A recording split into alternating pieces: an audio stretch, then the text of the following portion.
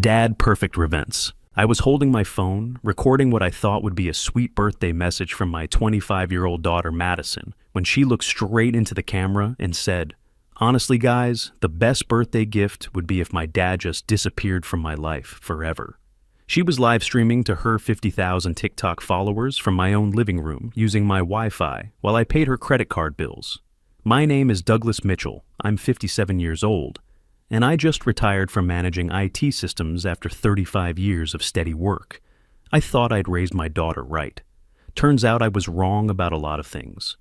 But let me back up and tell you how this whole mess started, because what happened next changed everything between us forever. Madison had been living with me for 3 years since college, supposedly building her personal brand as a lifestyle influencer. Every month, I watched my bank account drain while she bought designer clothes, expensive makeup, and equipment for her videos. She promised she'd pay me back when her follower count hit 100,000. That number kept moving higher every few months. The trouble started small, a few $100s here and there on my credit card for essential purchases. Madison always had an explanation. The ring light was broken and she needed a new one for work. The designer dress was for a brand collaboration that would pay for itself. The expensive skincare routine was necessary because her audience expected her to look perfect. I believed her because I wanted to believe her. Madison was my only child, and after her mother left when Madison was 16, we'd grown closer than ever. Or so I thought. The real wake-up call came when I found unauthorized charges on my American Express card, totaling $4,200 in a single week. $2,800 at Nordstrom, $1,200 at Sephora, $3,500 for something called content creation coaching. When I confronted her about it, Madison rolled her eyes and said, "Dad, this is an investment in my future. You wouldn't understand how social media works." That phrase, "you wouldn't understand," became her standard response to everything. When I asked about job applications, she'd say, "I wouldn't understand that influencing was a real career." When I questioned her spending habits, I wouldn't understand that image was everything in her business. When I suggested she contribute to household expenses, I wouldn't understand the financial pressures of building a brand. The breaking point came when my neighbor Nathan Parker mentioned seeing Madison's videos online. "Your daughter's pretty popular," he said while we were both checking our mail. "Though some of that stuff she says about you seems a bit harsh." That's when I started paying attention to what she was actually posting online. Her TikTok account was basically 3 years of complaining about living with her controlling boomer dad who doesn't get that. Social media is a real career. She'd film herself rolling her eyes when I asked about job applications. She made jokes about my outdated work clothes and called me financially abusive for suggesting she get a part-time job. One video showed her dramatically sighing as she held up a note I'd left asking her to pick up groceries. The caption read, "POV. Your dad thinks you're his personal assistant." It had 890,000 views and 45,000 comments, most of them calling me controlling and out of touch. Another video filmed her crying about how her dad was emotionally manipulative because I asked her to contribute $200 monthly for groceries. She called it financial abuse and said she was trapped living with someone who weaponized money. The comments were brutal. Thousands of people calling me a deadbeat father, saying I should be grateful to have such a creative daughter. But the worst video had 2.3 million views. Madison filmed herself in my kitchen, pointing at the refrigerator full of food I'd bought, the coffee maker I'd purchased for her morning routine, the expensive organic groceries she'd specifically requested. The caption read, "When your boomer dad acts like providing basic necessities makes him father of the year." She listed everything I did for her as examples of me being performatively helpful to cover up my emotional unavailability.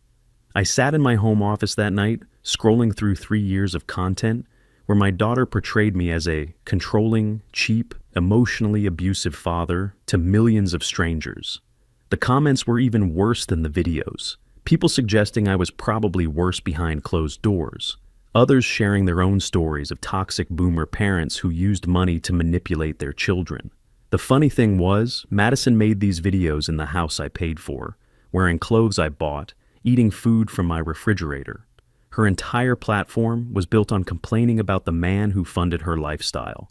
I started taking screenshots of everything. My IT background kicked in. When you're dealing with a system problem, you document everything before you try to fix it. That's when I discovered her boyfriend Tyler Brooks was involved. He appeared in several videos, always agreeing that I was unreasonable, always encouraging Madison to set boundaries with her controlling father. Tyler was 27, unemployed, and spent most of his time at my house eating my food and using my internet, while coaching my daughter on how terrible I was. In one video, Tyler suggested Madison should demand rent money from me for staying in my own guest room when I had work friends over. "Your dad's basically running an Airbnb and not paying you," he said. Madison loved the idea and made it into a series about parents who exploit their children's housing situations. The casual cruelty of it all started to sink in. This wasn't just teenage rebellion or young adult growing pains. This was a calculated campaign to portray me as a villain while simultaneously draining my bank accounts and living in my house rent-free. But it was her 25th birthday livestream that finally opened my eyes to who my daughter really was and what I needed to do about it. I'd thrown her a party in our backyard, invited her friends, bought her the expensive camera equipment she'd been hinting about for months. Cost me nearly $4,000 between the party and the gift. Madison's boyfriend Tyler showed up with his usual crew, unemployed guys in their late 20s who treated my house like their personal hangout spot. The party was everything Madison had asked for: professional lighting set up for her videos, catered food from that expensive place downtown, premium alcohol, even a backdrop wall she'd seen at other influencer events. I'd taken time off work to coordinate everything, wanting to make her 25th birthday special. Madison spent the first hour taking photos with her new camera, posting stories about her amazing setup, thanking her incredible sponsors without mentioning that her sponsor was her father's retirement savings. Her friends complimented the house, the food, the decorations, all while treating me like hired help rather than the host.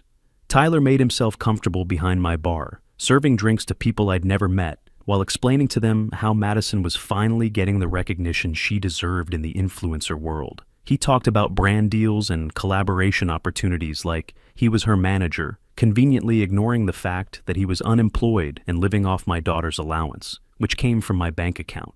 During the live stream, Madison was in full performance mode. She showed off the party, thanked her amazing community for their support, and talked about her exciting plans for growing her platform. The viewer count climbed to over 3,000 people watching live, with comments flowing faster than I could read them. Someone asked what Madison wanted most for her 25th year. She paused thoughtfully, looked around the party I'd paid for, and said, "You know what I really want? Freedom. Like, complete freedom to live my life without someone constantly questioning my choices." The comments started flowing with heart emojis and supportive messages. "You deserve independence. Live your truth, queen. Cut out the negativity." Another viewer asked what was holding her back from that freedom. Madison glanced toward the house where I was cleaning up, making sure I was out of earshot. Then she leaned into the camera conspiratorially. "Honestly, guys, the best birthday gift would be if my dad just disappeared from my life forever. Like, I love him, but he's so suffocating, always asking about money and jobs and being responsible. I just want to live my life without someone breathing down my neck about everything." Tyler laughed and added, "Your dad's probably watching this right now, freaking out about something." The whole group thought it was hilarious. I was watching, standing 10 feet away in my own kitchen, holding my phone where I'd been recording what I thought would be a nice father-daughter memory. But instead of stopping the recording, I kept it going. Madison continued, emboldened by the supportive comments flooding in. Like, I appreciate everything he's done for me, but there's a difference between helping and controlling. He wants to micromanage every aspect of my life because he doesn't understand that social media is a real business. "Tell them about the credit card thing," Tyler suggested, clearly enjoying the audience. Madison rolled her eyes dramatically. "Oh my God, yes." So, he freaks out every time I make business investments on his credit card. Like, "Dad, this is how entrepreneurs operate. You have to spend money to make money, but he acts like I'm stealing from him or something." The live chat exploded with comments about toxic boomer parents and financial abuse. Madison read some of them aloud, nodding sympathetically. "Exactly. You guys get it. My generation understands that success requires investment and risk-taking. Our parents just want us to get some minimum wage job and be grateful for crumbs. One of her friends, Ashley Cooper, chimed in from across the patio. Madison, remember when your dad suggested you apply to Target? Like, could you imagine? You have 50,000 followers and he wants you working retail. Don't even get me started, Madison replied. He has this fantasy that I'm going to get some entry-level job and work my way up the corporate ladder like it's 1985. He doesn't understand that influence is currency now. My follower count is worth more than any salary some random manager would pay me. Tyler nodded knowingly. It's generational trauma, honestly. These boomer dads project their own limitations onto their kids because they never had the courage to pursue their dreams. I continued recording as my daughter and her friends spent 20 minutes diagnosing my psychological problems for thousands of strangers. According to them, I was controlling, emotionally unavailable, financially manipulative, and threatened by Madison's success because it highlighted my own failures. The comments kept flowing in support of Madison. You're so brave for speaking your truth. Time to cut the toxic people out of your life. Blood doesn't mean family if they don't support you. Madison ate up every word of validation. You guys are the best. This is exactly why I love my community. You understand me better than my own family does. That's when a viewer asked the question that would change everything. What would you do if your dad actually did disappear? Madison didn't hesitate. Honestly, I'd be relieved. I'd finally be able to focus on building my brand without someone constantly undermining my confidence. And let's be real, I'd inherit this house eventually anyway. So I'd actually be better off financially without having to deal with his constant guilt trips about money. Tyler raised his beer in a mock toast. To Madison's independence. May the old man learn to mind his own business. The group laughed and cheered while I stood in my kitchen, still recording, watching my daughter celebrate the idea of my death with people I'd never met, in a house I paid for, at a party that cost me $4,000. That's when I stopped recording and started planning. See, the thing about working in IT for 35 years is you learn to document everything, every system failure, every security breach, every user error. You track it, you record it, you build a case with evidence. Old habits die hard, and Madison was about to learn that her old man knew a thing or two about gathering information. The next morning, while Madison slept off her birthday celebration, I sat in my home office with a cup of coffee and started what I called project documentation. First step was going through 6 months of my credit card statements, line by line. Every unauthorized purchase, every small loan that never got paid back, every expense Madison claimed was absolutely essential for her career. I created a spreadsheet with dates, amounts, merchant names, and Madison's explanations for each charge. The pattern was clear once you laid it out systematically. January, $3,200 in unauthorized charges. Madison's explanation, investment in professional headshots and portfolio development. February, $2,800. Essential wardrobe for brand collaborations. March, $4,100. Equipment upgrades and marketing consulting. April, $3,600. Travel expenses for networking events. May, $4,200. Advanced courses in social media strategy. June, $5,100. Professional styling and content creation tools. The total was $27,400. That's more than most people make in a year, and my daughter had burned through it in 6 months while telling thousands of strangers online that I was financially abusive. But the spreadsheet was just the beginning. Next, I started systematically screenshotting her social media posts. 3 years of content making fun of me, complaining about living in my house, calling me controlling, for expecting basic respect. I organized it all by date and platform, noting view counts and particularly nasty comments from her followers. The comments were eye-opening. Madison's audience had developed an entire narrative about me based on her videos. According to them, I was a classic narcissistic boomer dad who was threatened by my daughter's success and trying to sabotage her career out of jealousy. They had detailed theories about my psychological problems and suggestions for how Madison should protect herself from my toxic energy. One comment thread particularly stood out. A follower had written, "Your dad sounds exactly like mine. They pretend to help, but actually want to control every aspect of your life. Have you considered going no contact? Madison had replied. I've thought about it honestly. The only thing stopping me is financial independence. Once I hit my income goals, I'm definitely setting serious boundaries. Another follower suggested you should document everything he does in case you need it for legal protection later. Madison's response: that's actually brilliant advice. I should probably start keeping records of his controlling behavior. The irony wasn't lost on me. While Madison was documenting my supposed controlling behavior, I was documenting her actual financial fraud. Then I did something Madison never expected from her tech-illiterate boomer dad. I installed security cameras in the common areas of my house, completely legal in my own home, and boy did they capture some interesting footage. The first week of surveillance revealed behaviors I'd suspected but never seen directly. Madison and Tyler going through my mail when I was at work, looking for bank statements and credit card bills. Madison using my credit cards to order delivery food for her friends, then explaining to them that I owed her for all the unpaid labor of being my daughter.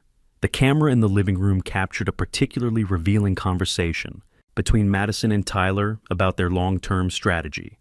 Tyler suggested they should ask me for rent money they could spend on a Vegas trip, since I was basically forcing her to live here anyway. Madison loved the idea and immediately started planning how to frame it as me owing her compensation for household chores. But the security footage that really opened my eyes was a 45-minute phone conversation Madison had while she thought I was at my weekly poker game. I'd actually come home early with a headache, and the cameras captured everything. Madison was talking to someone, probably another influencer, about her strategy for the next year. She said, and I quote, "I just need to keep my dad thinking I'm going to pay him back and move out until I hit 1 million followers. By then, I'll have enough brand deals to be completely independent and I can cut contact without needing his money anymore." The conversation got worse from there. Madison detailed exactly how she'd been manipulating me, explaining which emotional buttons to push to get money and how she'd learned to make me feel guilty for setting any boundaries. She called me pathetic for believing her promises about paying me back and laughed about how I still thought social media was just a hobby. The most devastating part was when she described her plan for my old age. The funny thing is, he probably expects me to take care of him when he gets really old, but why would I? He's been nothing but an obstacle to my success. When the time comes, I'll just put him in some cheap nursing home and sell his house to pay for it. Her friend on the phone asked if she felt bad about using me financially. Madison's response: why should I feel bad? He chose to have a kid. That comes with financial responsibilities. I didn't ask to be born, so everything he's spent on me is just the basic cost of being a parent. If anything, he owes me more for all the emotional labor of dealing with his neediness. I saved every second of that recording. The final piece of evidence came from Madison herself, in the form of a private TikTok video she'd made for what she called her inner circle, a paid subscription group of her most devoted followers. Someone had screenshot it and posted it on Reddit, which is how I found it. In the video, Madison was giving advice to other young women about financial strategy with boomer parents. She explained her techniques for maximizing financial support while minimizing expectations. Key points included: never commit to specific payback timelines, always frame financial requests as investments rather than personal expenses, and document any parental pushback as financial abuse for sympathy points. The goal, Madison explained to her paying subscribers, is to extract maximum value from your parents' resources while maintaining your independence and keeping your options open. Remember, they chose to have children, so they signed up for lifelong financial obligation. Your job is to collect on that obligation as efficiently as possible. She charged $25 per month for this advice. Now, I had everything I needed: financial records, social media evidence, security footage, and Madison's own words describing her manipulation strategy. Madison wanted me to disappear from her life forever. I decided to grant her wish, but not the way she expected. I called my attorney. Sarah Peterson had been my attorney during my divorce 10 years earlier, and she specialized in family financial disputes. When I called her office and explained what I had documented, she cleared her calendar for an emergency consultation that same afternoon. "Douglas, what your daughter has done constitutes financial elder abuse under California law," Sarah explained as she reviewed my evidence. "The unauthorized credit card use alone is identity theft. Add in the systematic manipulation you've documented, and we have grounds for both criminal charges and civil recovery. Sarah was particularly impressed by the security footage and Madison's recorded admissions.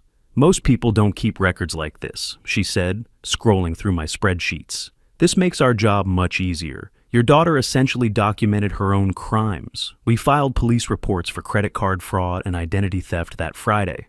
Detective Matthew Garcia was assigned to the case, and he spent 2 hours reviewing my documentation. In 15 years of financial crimes investigation, I've rarely seen such thorough evidence collection, he told me. Your daughter's social media posts alone prove intent to defraud. The civil lawsuit came next. We weren't just asking for the $27,400 Madison had stolen. We were seeking treble damages for elder financial abuse, plus attorney fees and court costs. Total amount, $97,200. But the real genius of Sarah's strategy was the timing. Madison had no idea any of this was happening. She was too busy planning a big influencer collaboration event for the following weekend, some kind of brand partnership she'd been working on for months, the kind of thing that required her to look successful and drama-free online. The papers were served on a Friday afternoon, right as Madison was setting up for her weekend live stream event. A process server showed up at my front door, where she was living rent-free, and handed her legal documents in front of her ring light and cameras. I watched from my office as Madison's face changed while reading the lawsuit. Her live audience was watching too, asking what was wrong in the comments. Madison tried to laugh it off, saying it was just some paperwork, but you could see the panic in her eyes as she realized what had happened. Tyler tried to coach her through it. Just tell them it's fake, he suggested. But Madison knew I had evidence. She'd seen me with my phone and cameras often enough. The live stream fell apart. Madison ended it abruptly and came storming into my office where I was calmly reading the news. "Dad, what is this?" she demanded, waving the legal papers. "It's exactly what it says," I replied without looking up. "You wanted me out of your life, so I'm removing myself, along with my financial support, my house, and apparently $27,400 of my money you helped yourself to. You can't be serious. This is insane. Families don't sue each other over misunderstandings. Madison, you spent 3 years telling the internet how terrible I am. You stole my credit cards. You used my money while planning to abandon me. And last week you told 50,000 people you wished I'd disappear forever." I finally looked at her. "I'm just giving you what you asked for." She tried every manipulation tactic in her playbook. Tears first. Big dramatic sobs about how I was destroying her life over a few credit card charges. When that didn't work, she switched to anger, screaming about how I was ruining her career and reputation. Then came the promises to change, swearing she'd pay everything back if I'd just dropped the lawsuit. Finally, she tried threats. "If you go through with this, I will never speak to you again. You'll lose your daughter forever over money." Madison, I already lost my daughter. The person standing in my office right now is just someone who's been using me for financial support while publicly humiliating me. The daughter I raised disappeared somewhere along the way. Tyler tried to get involved, bursting into my office and suggesting I was being unreasonable and that families work things out. I showed him the security footage of him going through my mail and reminded him that mail theft is a federal crime. He suddenly remembered he had somewhere else to be. The next few weeks were ugly. Madison tried to rally her social media followers against me, posting videos about how her abusive father was trying to destroy her career with fake legal drama. But Sarah had anticipated this strategy. We released a statement with selected evidence, just enough to show Madison's followers what had really been happening. The screenshots of her mocking them for defending her, the recordings of her calling them pathetic for believing her stories about financial hardship, and excerpts from her paid advice videos about manipulating parents. Her follower count dropped from 50,000 to 8,000 in 6 days. Brands started canceling collaboration deals. The influencer event she'd been planning fell through when sponsors saw the legal drama and evidence of her deceptive practices. Madison moved in with Tyler, who lived in a studio apartment with 2 roommates. Turns out the guy who'd been encouraging her to bleed me dry couldn't actually support her lifestyle himself. The criminal charges were filed 3 weeks later. Madison hired a public defender who tried to negotiate, but Detective Garcia had built an airtight case with my documentation. Madison pled guilty to misdemeanor identity theft and agreed to pay full restitution as part of her sentence. The civil lawsuit was settled out of court for $85,000. Madison didn't have the money, so her wages will be garnished for the next 8 years. She got a job at Target, her first real employment ever, making $16 per hour. After taxes and wage garnishment, she takes home about $350 per week. Tyler broke up with her 2 months later when he realized the gravy train had permanently left the station. 6 months after everything was settled, Madison reached out wanting to meet for coffee. She looked different, thinner, obviously stressed, wearing Target clothes instead of designer brands. But there was something else. She actually made eye contact when talking, no phone in her hand. "Dad, I owe you an apology," she said. "Not just for the money, but for everything. Working at Target, paying my own bills, living in that tiny apartment. It made me realize how much you were doing for me that I never appreciated." We talked for an hour. Madison had started making videos about budgeting and living paycheck to paycheck that were getting genuine positive feedback from people in similar situations. "I know I don't deserve forgiveness," she said, "but if you're ever willing to try having some kind of relationship again, I'd like that. No expectations, no demands. Just maybe we could text sometimes." I told her I'd think about it. 3 months later, Madison sends me a text every couple weeks. Nothing dramatic, just updates about her life. She's kept her word about not asking for money. The house is quiet now, but it's my quiet. Madison got what she said she wanted. I disappeared from her life. At least the version of me that enabled her bad behavior. The man who remains enforces boundaries and demands respect. Sometimes the best gift you can give someone who wishes you disappear is to show them what that actually looks like. Madison learned the difference between independence and abandonment the hard way, but she learned it. You can't demand respect while funding disrespect. Sometimes the most loving thing you can do for an adult child is let them face the real world without your safety net cushioning their fall. I learned that enabling someone's bad behavior isn't kindness. It's cruelty disguised as love. Madison needed consequences more than she needed my continued financial support, and giving her both taught us what our relationship was actually worth.